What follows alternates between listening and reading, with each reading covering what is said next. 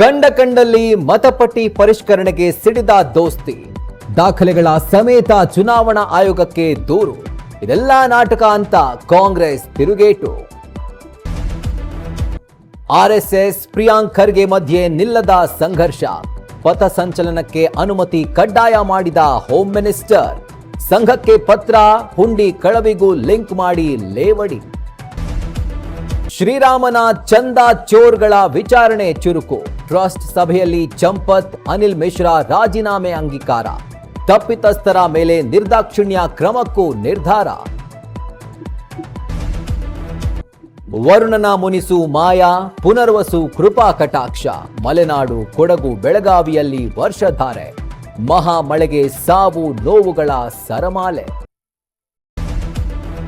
ಪಾಕ್ ಸರ್ಕಾರದ ವಿರುದ್ಧ ಪಿಒಕೆ ನಾಗರಿಕರ ಚಳವಳಿ, ಭಾರತದ ಕಡೆಗೆ ಪಿಒಕೆ ಜನರ ಒಲವು. ಗಡಿ ತೆರೆಯಿರಿ, ನಾವು ಬರ್ತೇವೆ ಅಂತ ಭಾರತಕ್ಕೆ ಮನವಿ.